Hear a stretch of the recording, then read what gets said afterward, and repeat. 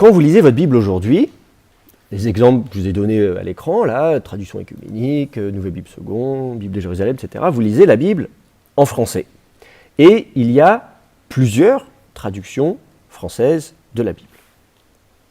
Alors pourquoi y a-t-il plusieurs traductions françaises de la Bible ? Je vais vous donner un exemple.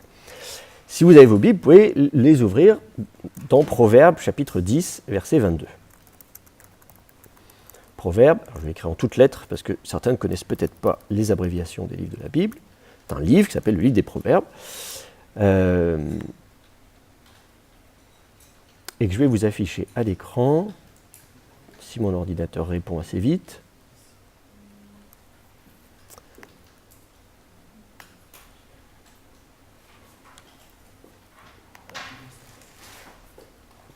Alors, si je mets ça ici, est-ce que vous le voyez ?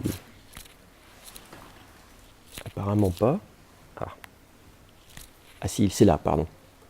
Je vais chercher où est-ce que c'était. Alors, donc, Proverbe chapitre 10, verset 22. Voici ce que nous lisons. C'est la bénédiction du Seigneur qui rend riche, il n'y ajoute aucune peine. Alors pour ceux qui veulent savoir quel logiciel c'est, parce qu'assez souvent il y a des gens qui me demandent, ça s'appelle Accordance. Voilà. C'est un logiciel américain. Ça, c'est un logiciel de niveau recherche. Biblia Universalis, c'est un logiciel pour débutants, on va dire. Enfin, forcément débutants, mais voilà. Alors que le logiciel Accordance, c'est un logiciel pour des chercheurs, des spécialistes. C'est un peu cher, donc pas la peine d'acheter ça dès maintenant. Mais si vous voulez vous spécialiser en sciences bibliques, évidemment, ce sera le logiciel que je vous recommanderais d'acheter, un de ces quatre. Alors, voilà donc Proverbes chapitre 10, verset 22. Je peux écrire un peu plus gros d'ailleurs, si vous avez du mal à voir. Hop. Dans la traduction œcuménique de la Bible, nous lisons « C'est la bénédiction du Seigneur qui enrichit, et le tourment n'y ajoutera rien ». Alors que j'ai lu de l'autre côté, la Nouvelle Bible seconde, c'est la bénédiction du Seigneur qui rend riche, il n'y ajoute aucune peine.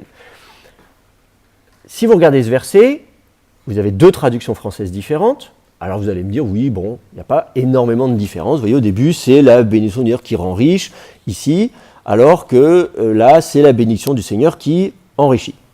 Vous allez me dire, so what ? Voilà, c'est des petites différences. Et c'est la même chose, enrichir, rendre riche, on est d'accord. C'est le type de petite variante qu'on s'attend à trouver lorsqu'on compare différentes traductions de la Bible. Mais regardez la deuxième partie. Et le tourment n'y ajoutera rien, et là, il n'y ajoute aucune peine. Le petit trait vertical, c'est parce que c'est un texte poétique et que dans la version imprimée, vous allez à la ligne. Ou je ne sais pas si en tout cas, ça sépare en tout cas des différentes sections d'un verset voilà, dans les textes poétiques. Alors, on reconnaît le verbe ajouter, d'accord ? Il y a bien le verbe ajouter, d'accord ? Très bien. Ici, on n'a rien, ici, on n'a aucune, d'accord ? Donc, on se dit, c'est à peu près la même chose. Mais on a le mot peine ici, on a le mot tourment ici, on se dit, oui, d'accord, la peine, le tourment, c'est à peu près la même chose. Donc, on reconnaît à peu près les mots, mais la syntaxe n'est pas la même, et on ne dit pas la même chose. Par exemple, quel est le sujet du verbe ajouter ? Dans la taupe, c'est le tourment qui ajoute, ou plutôt qui n'ajoute pas. Donc le tourment est le sujet du verbe, alors qu'ici la peine est l'objet du verbe. Et qui est le sujet du verbe ? Il n'y ajoute aucune peine. Qui est il ? Le Seigneur. Alors que là, on dit c'est le tourment qui ajoute, et il ajoute à quoi ? Il n'y ajoute, c'est-à-dire à la bénédiction. Alors vous allez me dire, mais alors on ne sait pas bien qui est le sujet du verbe et qui est l'objet du verbe. En fait, ces deux traductions, elles sont toutes les deux plausibles. Elles rendent compte d'une ambiguïté dans le texte hébreu. Le début ne pose pas de problème. Birkat Adonai hi ta'ashir, très bien. Donc la bénédiction du Seigneur, c'est elle qui enrichit. Velo Yosif et Serima. Et n'y ajoute pas, hein, lo Yosif, verbe ajouter en hébreu, etsev, donc etsev, c'est le chagrin, la peine, le tourment, imma, avec elle. Elle, c'est-à-dire la bénédiction, Birkat Adonai. Et donc la question, c'est quel est le sujet ici du verbe ajouter ? Est-ce que c'est Etsev qui suit immédiatement, donc le tourment ajoute, ou bien est-ce que c'est le Seigneur Adonai qui est mentionné juste auparavant ? Les deux sont possibles d'un point de vue grammatical en hébreu ancien. Alors, le problème, c'est que ça change le sens d'un point de vue théologique. Si vous dites, c'est la bénédiction du Seigneur qui rend riche, il n'y ajoute aucune peine. Vous dites, eh bien, d'abord, la richesse, elle vient de Dieu, bon, c'est tant mieux. Et surtout, lorsque Dieu bénit, lorsqu'il envoie sa bénédiction, il ne va pas derrière, par-dessus, ajouter peine, chagrin, tourment, ce que vous voulez, quelque chose de négatif. Sur la base de ce verset, vous pouvez développer une théologie qui dit que ce qui vient de Dieu, c'est la bénédiction, ça n'est que des bonnes choses. Si dans ma vie, il m'arrive quelque chose de mal, ça ne peut pas venir de Dieu, parce qu'il m'a béni.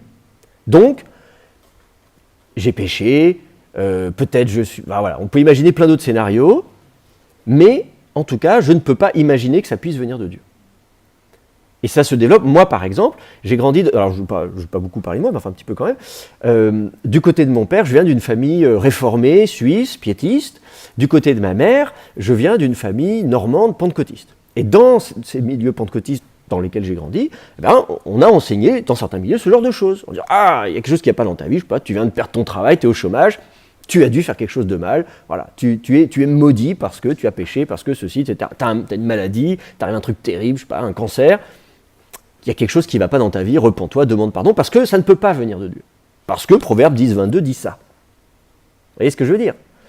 Mais si vous lisez le verset, selon la traduction œcuménique de la Tob, c'est la bénédiction du Seigneur qui enrichit, le tourment, on n'y ajoutera rien, le tourment lequel? Le nôtre. C'est-à-dire que ça ne sert à rien d'essayer de se tourmenter, de se donner de la peine pour essayer d'accroître la bénédiction de Dieu. Qui sommes-nous pour faire mieux que ce que Dieu peut faire pour nous? Il nous donne sa bénédiction, on ne peut pas la mériter, on ne peut pas mériter davantage, on ne peut rien ajouter, c'est la grâce divine. Ah, le message n'est pas du tout le même, les enfants. Vous voyez ce que je veux dire? Tout ça, c'est dû à deux traductions différentes de la Bible.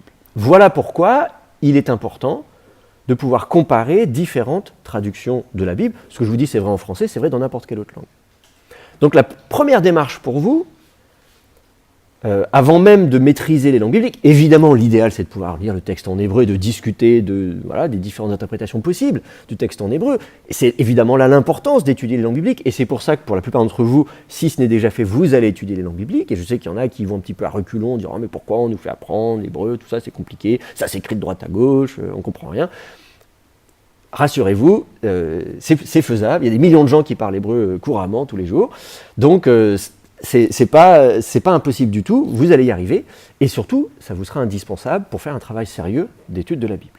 En attendant, la moindre des choses que vous pouvez faire, c'est de comparer 2, 3, 4 versions françaises de la Bible côte à côte, de repérer les fois où ces versions divergent, en disant « Ah, s'il y a des divergences, c'est qu'il doit y avoir, il y a anguille sous roche, il doit y avoir des difficultés dans le texte. » Évidemment, vous avez des commentaires, vous avez plein d'outils qui vont vous permettre un petit peu de développer ça.